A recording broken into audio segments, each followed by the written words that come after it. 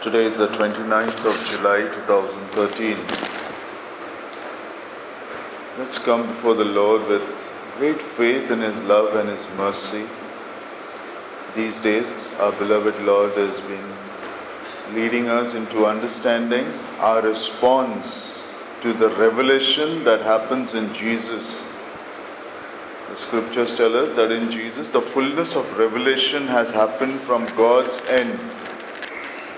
And what is it that is expected of us as a response? And so this is what we are trying to understand and pray as we come very humbly before the living God, bow down before Him. We believe He is enthroned in our midst. Remember, Padre Pio, the other day we spoke about how he saw that just because one simple sin of not honoring the enthroned King in the tabernacle, that soul had to come back from purgatory and was suffering and was asking Padre Pio to pray. Just a dishonoring of the tabernacle. Imagine how much worse our sins are, and we need to be cleansed by the blood of Jesus, and so many of our sins we need to repent for and ask forgiveness. And so today, in front of the enthroned King, we bow down very humbly before Him with all honesty and all love, and sign ourselves in the name of the Father and of the Son and of the Holy Spirit. Amen. Jesus, Lord, help me to be more loving and forgiving. Jesus, Lord, help me to be more loving and forgiving. Jesus, Lord, help me to be more loving and forgiving. Jesus, Lord, help me to be more loving and forgiving. One more time. Jesus, Lord, help me to be more loving and forgiving. Jesus, Lord, help me to be more loving and forgiving. Yes, Lord, as we enter your presence, we sincerely want to change into more loving people, more forgiving people. We have a lot of brokenness in us, Lord. This world is teaching us that we should be strong, we should be big, we should be able to give back tooth for tooth, we should be able to take revenge, we should be able to give nice words to somebody who is arguing with us, we should win that argument, we should be over everybody. That is what the world is teaching us. But you teach us, Lord, to be poor in the spirit. You say, blessed are the poor in the spirit. And when we pray the Hail Mary, we say, she is blessed among all women because she has been the poorest in the spirit. Though she was the mother of God, the mother of the living Savior, the humility that she had was to be poor in the spirit. And today we have such a cloud of witnesses before us who have been humble in spirit. And that is what we are asking you to make us, Lord. When we become more loving, when we become more forgiving, we are more humble. And when we do that, when we accept and appreciate these virtues that you want to give us, miracles happen in our lives. Things change. Then we become open to receive your graces, your blessings. You said, be fruitful and multiply. Then we find success, then we find prosperity. Otherwise, all our life we have been getting ground in that same problems over and over and over and over again. Problem with the spouse, problem with the children, problem with finances, problem with loan, problem with rent, problem with health, and so many things. And we are just being ground in that, Lord. We want to come out of it today. We want to overcome all of this, Lord, because you are the victorious King. You have won the victory for us. And there is no sickness that is so huge and so big that you cannot heal it. There is no loan which is so big that you cannot have it repaid. There is no situation in our life that is beyond your control. It's only that we are not allowing you to work in our lives by being resentful, by being angry, by being unforgiving, by being proud, by being all this negativity. We are so much within us that your power is not working in our lives. And then we are crying, God is not answering my prayer. I am only closing my door while you are knocking. I am closing it from inside. I am not allowing you in. And then I am saying, where is God? Today, Father, in Jesus' name, we just want to come down before you. And we want to acknowledge your work in our lives. We want to sing that hymn, Father, in my life I see you are God who walks with me. We want to understand this truth that you have always walked with me. You have never abandoned me. You have never left me as orphan. It's I who have distanced myself from you because of my arrogance, my bitterness, my sorrow, my unforgiveness, my anger, my hatred, my resentment. All of that is keeping me away from you. And today I just want to confess with my mouth, Lord, as we sing this hymn, that I know you are God who walks with me. You are there in my life. You are in control of every situation. And so we will sing. Father, in my life I see you are God who walks with me. You hold my life in your hands. Close beside you I will stand. I give all my life to you. Help me, Father, to be true.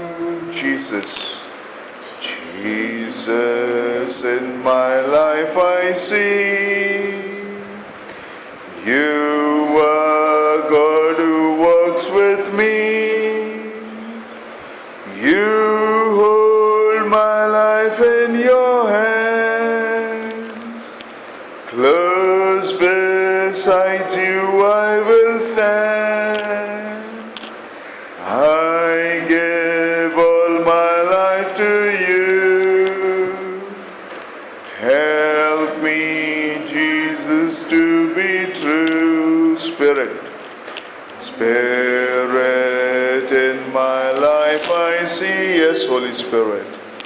You are God who walks with me. You hold my life in your hand. Close beside you I will stand. I give all my life to you. Help me, Spirit, to be true. Again we'll sing, Father. Father, in my life I see you are God who walks with me. You hold my life in your hands. Close beside you I will stand. I give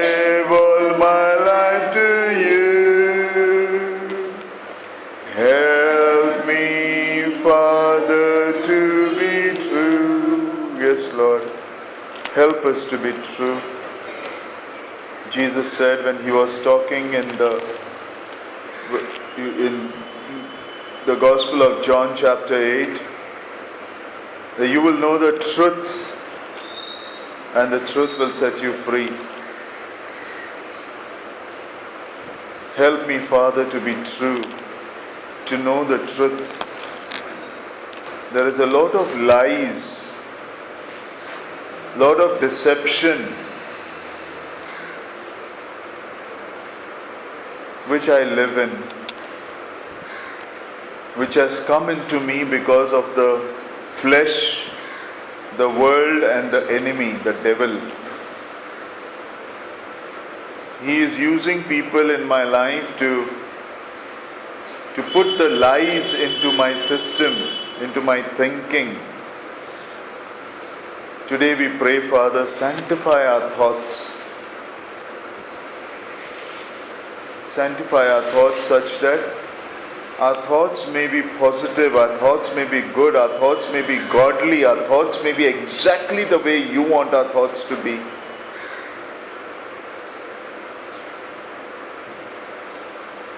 Bless us with positive, godly thoughts that come from heaven, that comes from the Holy Spirit. Come, Lord Holy Spirit, take control of our thoughts. Take control of our emotions. We want our emotions to be exactly the way you want us to feel and emote. We want our feelings to be the way you want us to feel, not the way the enemy wants us to feel. We want positive emotions, good emotions, emotions that will bless people around us. Emotions and feelings and thoughts that will make us take good decisions, that will make us will the right thing for ourselves and for people around us, so that we all may one day reach heaven. For we know, Lord, that this 80 years or 90 years or 70 years that we are going to live is not all that which is in life for us. We remember how St. Paul was talking to the Corinthians in the first letter, chapter 15. He says that if our faith in Jesus is only for this life, we are the most pathetic people of all. What is the use, God? You would have made us in your image and likeness, so complex, so beautiful, the crown of creation, and then in 70, 80 years we are over.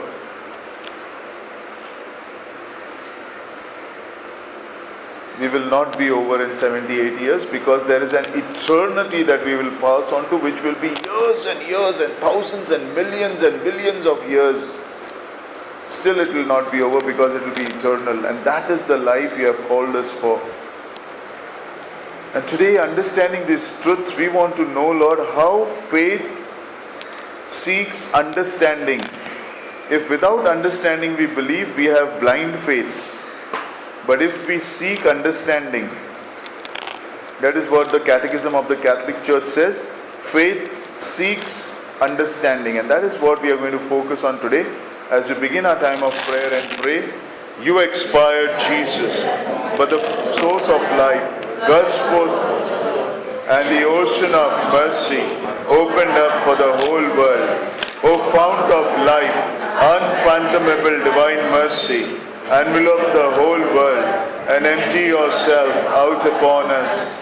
O blood and water which gushed forth from the heart of Jesus as a fount of mercy for us, I trust in you. And let's raise our holy hands and say, Holy God, Holy Mighty One, Holy Immortal One, have mercy on us and on the whole world. Holy God, Holy Mighty One, Holy Immortal One, have mercy on us and on the whole world.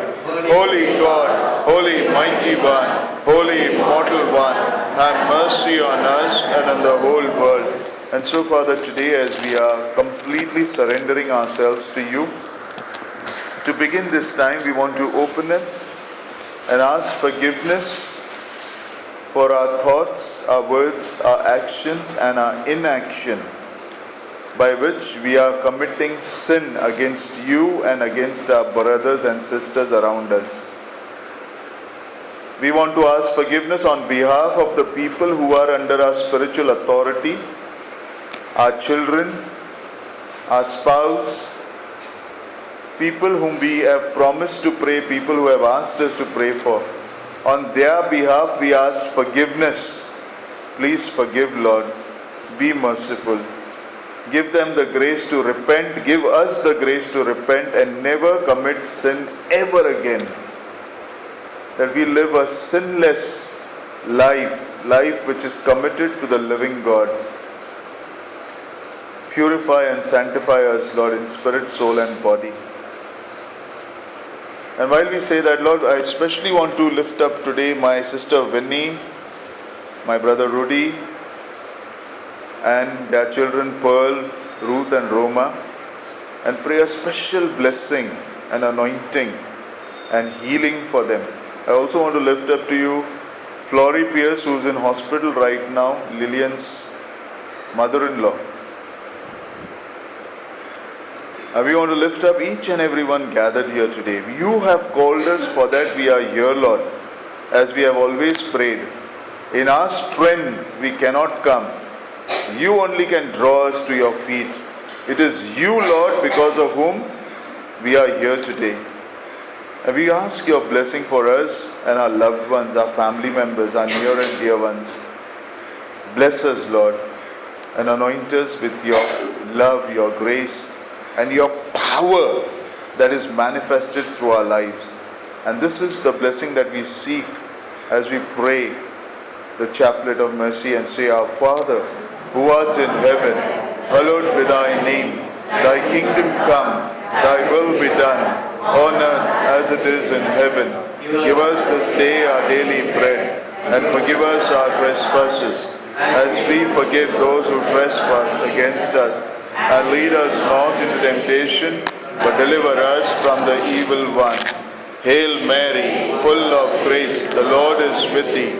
Blessed art thou amongst women, and blessed is the fruit of thy womb, Jesus. Holy Mary, Mother of God, pray for us sinners, now and at the hour of our death. Amen. I believe in God, the Father Almighty, creator of heaven and earth. I believe in Jesus Christ, his only Son, our Lord, who was conceived by the Holy Spirit, born of the Virgin Mary, suffered under Pontius Pilate, was crucified, died, and was buried. He descended into hell. On the third day he rose again from the dead. He ascended into heaven and is seated at the right hand of God the Father Almighty. From there he shall come to judge the living and the dead. I believe in the Holy Spirit, the Holy Catholic Church, the communion of saints, the forgiveness of sins, the resurrection of the body, and life everlasting. Amen. And so, Father, as we pray today, we also want to pray for the retreat and for the other areas that you are calling us into ministering. I want to pray for the 10th standard students and their parents and the studies and the tensions that they are going through during this year. We also want to pray for their teachers and their tuition teachers and those who are taking care of them and walking with them during this crucial year of their lives. And while we prepare ourselves for the retreat that you have called us to preach to them, we pray that you start anointing your people with the gifts, charisms, and the fruits that we require to minister to them. And so in the first decade, Father, as we come to you, we want to read Ephesians chapter 1 verse 18 and understand that the enlightenment of the heart is so very important for faith. Let's read it in Ephesians chapter 1 verse 18.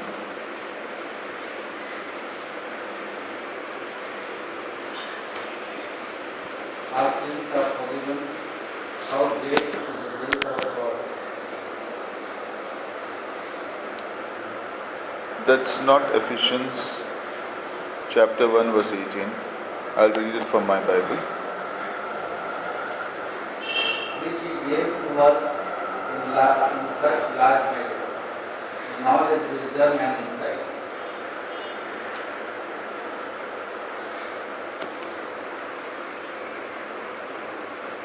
Okay, I'll read it from my Bible. I pray that the eyes of your heart may be enlightened so that you will know what is the hope of his calling, what are the riches of the glory of his inheritance in the saints. That is what Ephesians chapter 1 verse 18 would say. I pray that the eyes of your heart may be enlightened. That is what faith needs to do. We hear about people in the world who say blind faith, blind faith. Blind faith, faith will not make us blind.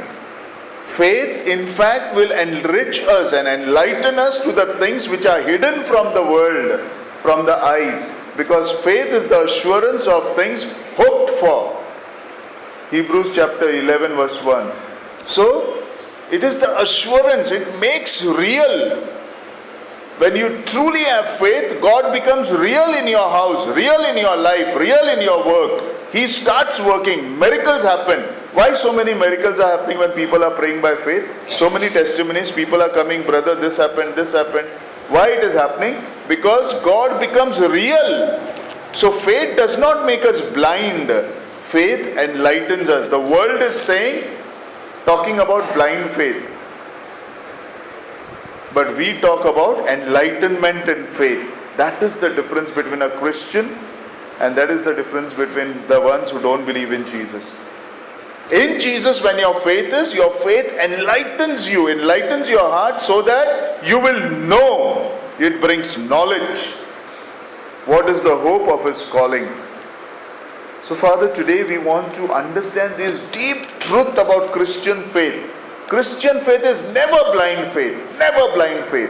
Christian faith is enlightening faith. Faith which enlightens the heart and makes real what we have not hoped for. What we have hoped for, what we cannot see. We walk by faith, not by sight. Remember, Jesus said to Thomas, blessed are they who have not seen and yet believe. Is that blind faith when you don't see and believe? No. The assurance is so strong in you that what people cannot see, I can see. I can see the risen Lord seated and enthroned in our midst today. We all can see. That is why we are in reverence over here. We all see that. That is faith. This is a very deep truth, deep fact. Ephesians chapter 1 verse 18. Read it at leisure sometime and ask the Lord to enlighten your heart. That is what it says in that. The Lord enlightens the heart. The faith will enlighten the heart. Lord, enlighten us today as we pray in this first decade. Eternal Father,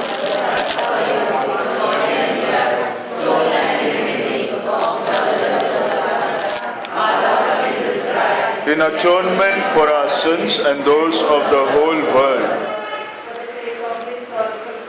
have mercy on us and in the whole world. Have mercy on us and in the whole world.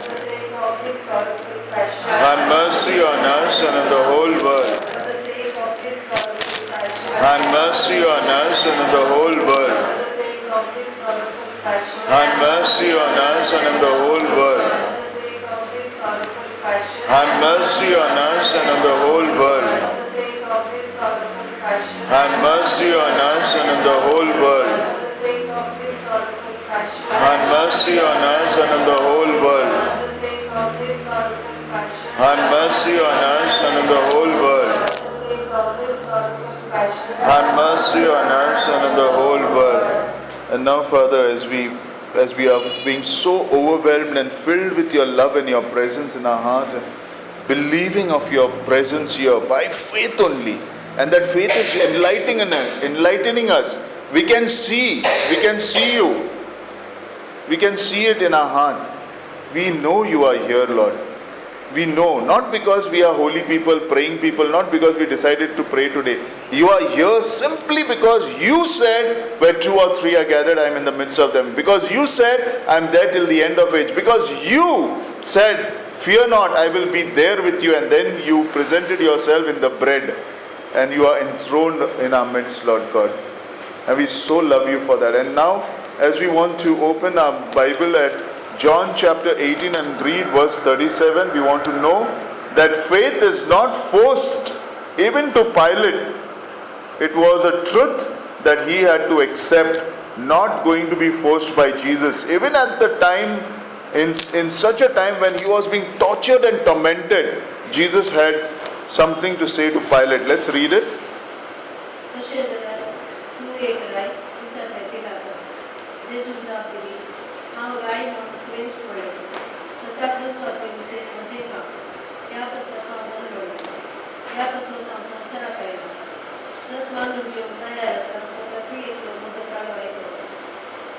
Sat manung tayarasa.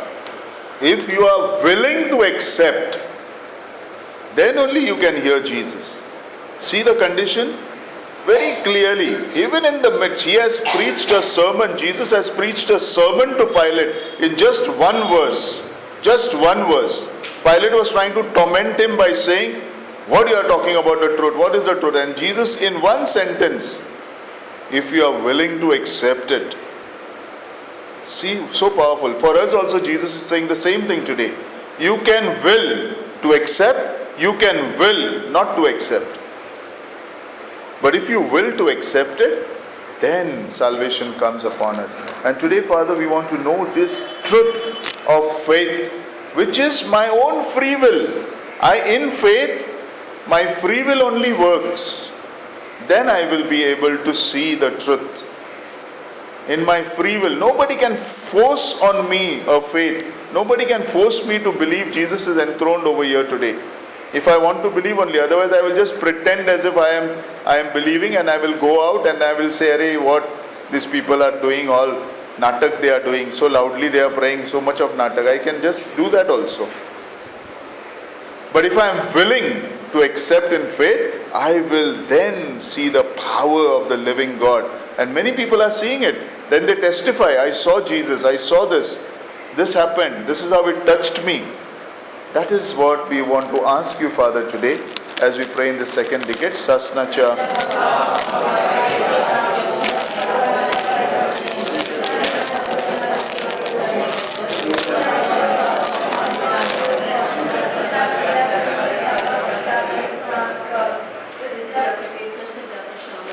आमची आणि सगळ्या संसाराची काकूत कर.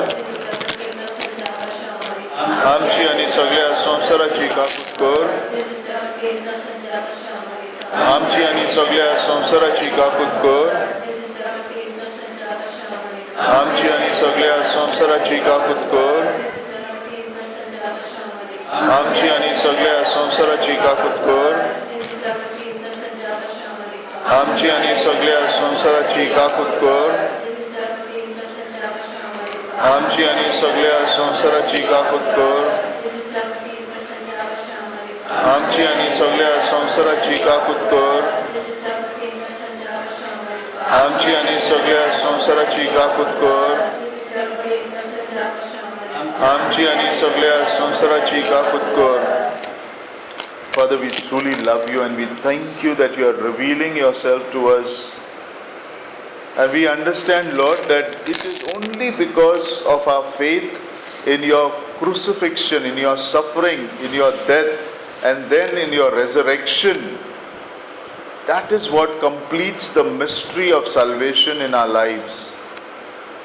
And today, as we come to the third decade, this deep mystery and truth we want to be revealed into our life, and we want to by faith accept it, because unless we accept these deep truths, we will not be able to experience God in the manner God wants us to experience Him.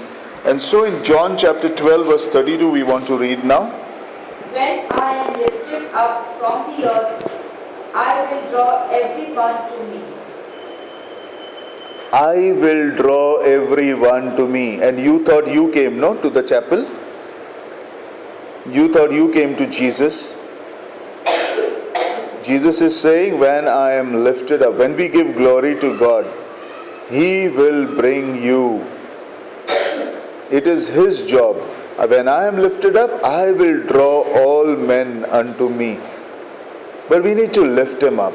We need to truly lift Him up in our hearts, in our mind, in our spirit. If I lift Him up, if I truly lift Jesus up with all my heart, mind, soul, spirit, my entire family will come and prostrate before the living God. One day or the other, it might take time. Sometimes the enemy will put lot of obstacles, no problem. Let him put obstacles. But Acts chapter 16 verse 31 will never fail. Believe in the Lord Jesus Christ, you and your family will be saved. It will come effective. So that is what it says, when I am lifted up, will you lift up Jesus in your heart? If you do that, then all men, not only your family, all men, M-E-N, all humankind will be coming to his feet. And Father, this is our deep desire, to see not only our family members, but our neighbors, our friends, our relatives, our enemies, those whom we don't like, those whom we hate, those who are hurting us, those who are causing problems for us, all of them to come to your feet, Lord. All of them surrendering at your feet. That is our desire, Lord, as we pray in this decade. Eternal Father,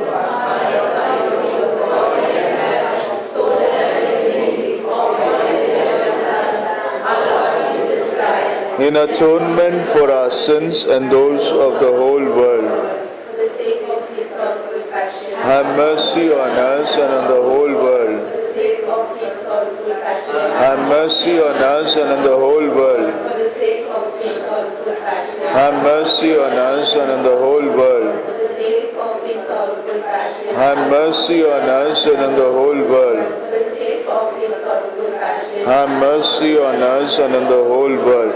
And now, Father, in the center of the decade as we stand, in the name of Jesus, we want to surrender to you. All that is given to us is yours only. Our children, they are not our children, that they are given by you only. Our finance is not ours, it is given by you only. Our job is not ours, they are given by you only. Our spouse is not ours, they are given by you only. All of this, my life is yours.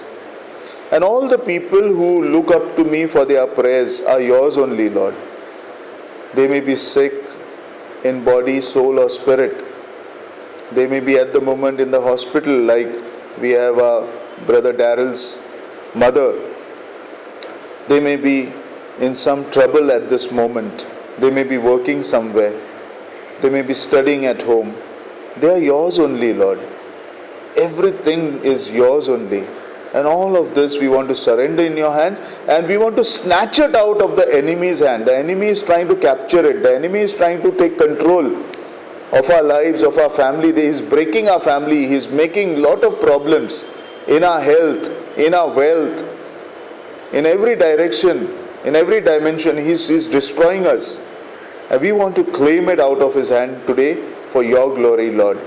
We want to surrender all of it in Jesus' name. So today I'm going to make a prayer, and all of you just bring everything, all your problems, all your worries, all your anxiety. Today you will see a mighty, mighty change that happens, deliverance that happens, healing that happens, that will be really effective. It will show you, God will show you sign. Yesterday, remember, we prayed that when we pray by faith, God accompanies by signs and wonders, because he said when you preach the kingdom by faith, there will be signs and wonders, and it has to happen. He will confirm it, but not for our selfish gains.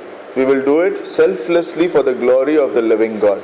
And so bring everything in the presence of Jesus as I make the prayer in the name of Jesus, by the power of the precious blood of Jesus, by the power of the suffering, death and resurrection of Jesus, by the power of the Holy Trinity dwelling within me, by the power of the risen Lord seated at the right hand of the Father, in the holy name of the Father, Son and the Holy Spirit, using the authority given to me by Jesus and the power of his precious word, I come against you, all spirits of wickedness, all demonic evil spirits, all which is not of God's kingdom, which is afflicting the people of God and creating problems for anybody over here, or in any way trying to create any kind of issues, any kind of disruption, any problems for the people of God gathered here, our family members, wherever they are. I command you to leave the children of God right now and surrender to the Lord Jesus and never to return back. any kind of infirmity, spirit of infirmity, I command you to leave the children of God. All the children of God gathered here will be having good health in spirit, soul and body. Right from cancer to a simple cold, I bind in Jesus' name. I cast you out. I command you to release and never return back. Surrender to the Lord Jesus. In body, soul and spirit, the people of God will be healthy. They will be wealthy because all the riches belong to the living God. And prosperous and successful because we follow the living God. Let's all pray. Hebarala Bahariana Mauriantarala Chandra Bakarala Barabazadra Bahuriantarala Abadria Halala Mashana Noria Halala Karbar Bakarla Barabazadra Bahuriantarala. Hallelujah, hallelujah, hallelujah, hallelujah. We make this prayer in the most holy, mighty and precious name of Jesus Christ our Lord. Amen. Let's all say together loudly, Amen. Let's continue. For the sake of his sorrowful passion. Have mercy on us and on the whole world. For the sake of his sorrowful passion. Have mercy on us and on the whole world. For the sake of his sorrowful passion. Have mercy on us and on the whole world. For the sake of his sorrowful passion. Have mercy on us and on the whole world. For the sake of his sorrowful passion. Have mercy on us and on the whole world. And now, Father, as we come to the fourth decade, we want to understand that the suffering, death and resurrection of Jesus has to be applicable to us in our life. It has to be believed, and that sacrifice is not just to believe, it's to be lived. And that is what we want to learn from Mark chapter 16 verse 16. जो कोण शिकवणीना ताचे दृष्टीचे प्रमाण पडटले. So those who believe will be saved, and those who don't believe will be cursed. So what is belief in Jesus' sacrifices? Those who do not believe in the sacrifice of Jesus will be cursed. Now we will say we all believe. No, brother, we all believe Jesus died and Jesus rose again. But that belief, how real, how true it is. Are you applying it in your life? Now somebody got, supposing a headache. Then the balm is there. That balm, you know, if you put the balm, maybe your headache will go. But that balm is there in the house, doesn't work. The balm has to be applied to that headache. Sacrifice of Jesus is there, you believe, very nice. Are you applying it into your life? Are you living by it? Are you claiming what Jesus gave through that sacrifice, that freedom, that victory? Are you claiming it? Are you taking authority? Are you claiming? We just took authority because we know that the world, the devil and the flesh are the three enemies. And we have to take authority, and through all these three entry points, the enemy is going to attack us. And so today in Jesus' name, as we pray, Father, we ask you to help us to understand that just believing in the mind or just believing technically, just for the sake of it, is not going to help us. It has to be practical, it has to be used.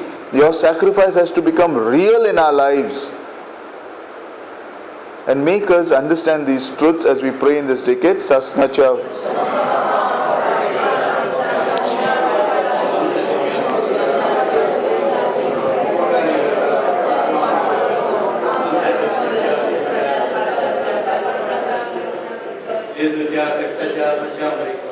आमची आणि सगळ्या संसाराची काकूत कर. आमची आणि सगळ्या संसाराची काकूत कर. आमची आणि सगळ्या संसाराची काकूत कर. आमची आणि सगळ्या संसाराची काकूत कर. आमची आणि सगळ्या संसाराची काकूत कर. आमची आणि सगळ्या संसाराची काकूत कर. आमची आणि सगळ्या संसाराची काकूत कर. आमची आणि सगळ्या संसाराची काकूत कर. आमची आणि सगळ्या संसाराची काकूत कर. आमची आणि सगळ्या संसाराची काकूत कर. And now, Father, as we come to the last decade, the fifth decade, We want to understand that faith in the Son gives eternal life. Else, we cannot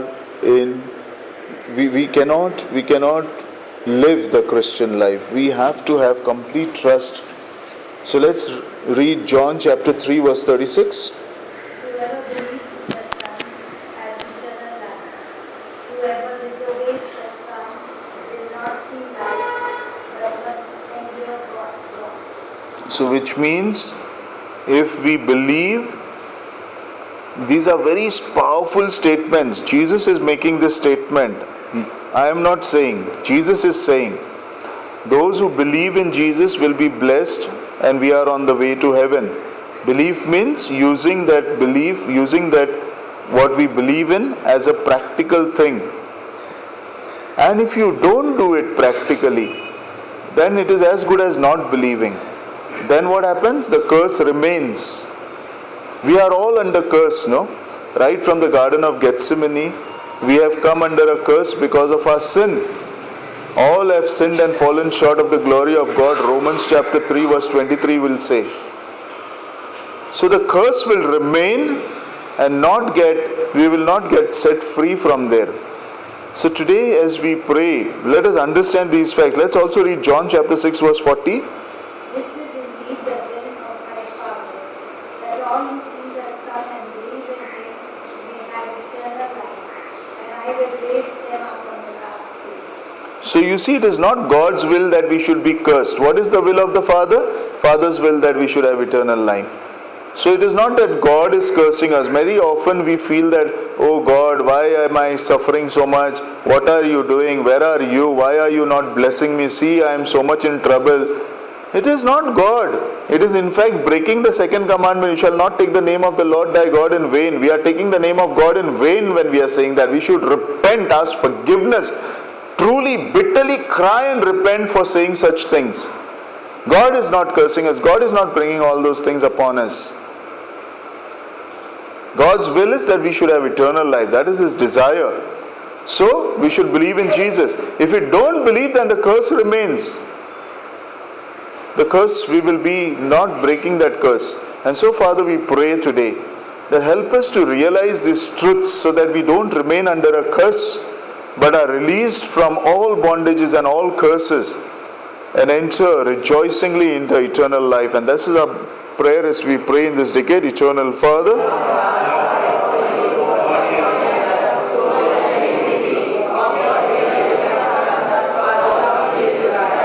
in atonement for our sins and those of the whole world, have mercy on us and on the whole world. Have mercy on us and on the whole world. Have mercy on us and on the whole world. Have mercy on us and on the whole world. Have mercy on us and on the whole world. Have mercy on us and on the whole world. Have mercy on us and on the whole world. Have mercy on us and on the whole world. Have mercy on us and on the whole world. Have mercy on us and on the whole world. Father, we so truly love you that you have dealt with us in your mercy in a very special way. And today, as you are revealing to us that part of the Catechism of the Catholic Church which speaks about faith seeks understanding, we need to understand. Today, as we do that, we want to listen to the words that you want to speak to your people today. And so I would encourage somebody to open from 1 Timothy chapter 4 and read verse 7 and 8. 1 Timothy chapter 4 verse 7 and 8.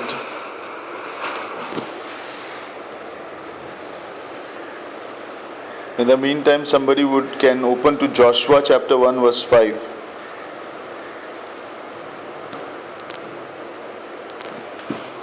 Read 1 Timothy chapter 4 verse. I have done my best in the race. I have run the full distance, and I have kept the faith.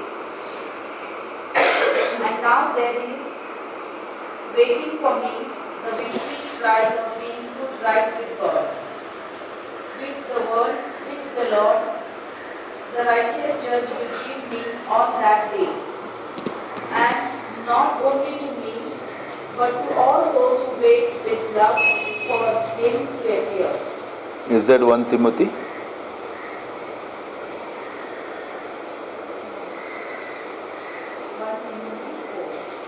1 Timothy 4, 7 and 8. 7.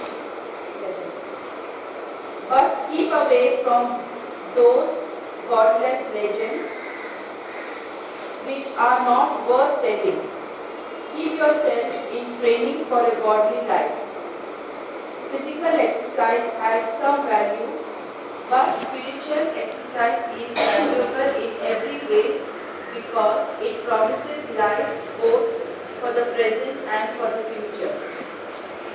So physical exercise is of little value. Keep yourself not just physically exercise. Yes, physical exercise is little value. Bible is not saying no value. Yes, there is value. Physical exercise. So if anybody is thinking about starting up a walk in the morning or something, Jesus is speaking to you today. He's saying, yes, okay, you go for a walk and all, but don't do it at sacrificing your mass or sacrificing your personal prayer or sacrificing the word of God reading. Many people who were reading the word of God earlier or personal prayer, they may have shortened that and now going for a walk or doing something for exercise. The Lord is speaking to you today. Joshua chapter 1 verse 5, read. Joshua, no one will be able to defeat you as long as you live. I will be with you, and as I walk with Moses. I will always be with you and will never abandon you. No man will be able to stand before you all the days of your life. I will be with you like I have been with Moses. So some people who are being discouraged or feeling sad because they are feeling lonely, people are tormenting, torturing, saying things to you, and you are feeling alone, left alone by yourself. Maybe your spouse is not with you, or you are single, or you don't have anybody to support you, your parents are old, and you feel people are all going on tormenting you some way. The Lord is speaking to you. I will be with you, don't worry. Just like the way I was with Moses. Just like, you know how the Lord was with Moses. In every situation, God faithfully stood by Moses. He's going to faithfully stand by you. And we have one more word, Isaiah chapter 54 verse 7 and 8 we'll read. Isaiah chapter 54 verse 7 and 8. For one brief moment I left you with deep love. I will take you back. I turned away angry for only a moment, but I will show you my love forever. So says the Lord who saves you. So maybe some of you may be feeling that first, brother, so much I was praying. First, brother, I was so much in the Lord. Then I got busy with children, and I got busy with this, and I got busy with that. Then you feel now God is angry with you. That is why there is no blessing coming or something like that. If you are feeling like that in your heart, the Lord is comforting you today. Maybe actually there was a sin in your life which you'd never realize, and later you realize, and because of that sin you felt the anointing missing. The Lord is saying, for a brief moment that happened, but for now everlasting He is with you. So just be comforted, be strengthened. The Lord will never abandon us. The Lord is very strongly giving such powerful words for us today. And He is saying, do not sacrifice your prayer time and your Bible study time or something which you regularly have for anything worldly, like a worldly exercise or even any other thing. Make sure you keep to your daily mass if you are going, or make sure that you are there. Spiritual exercise is more important than bodily exercise. So Father, today as we raise our hands before you, we just love you for all the words that you have given us, and we want to wind up today by saying, Holy God, Holy Mighty One, Holy Immortal One, have mercy on us and on the whole world. mighty one, Holy immortal one, have mercy on us and on the whole world. Holy God, Holy mighty one, Holy immortal one, have mercy on us and on the whole world. Let's join our hands with great reverence. God is enthroned in our midst and He is going to be walking with us even when we leave this place. Constantly. He will never depart from us, because just now we read the word where God said, my loving kindness will always be with you. I will always be with you. So even though we leave the chapel to go to do our other work, the Lord never departs. Let's understand it with great reverence and bow down our heads and sign ourselves in the name of the Father and of the Son and of the Holy Spirit. Amen. Praise the Lord.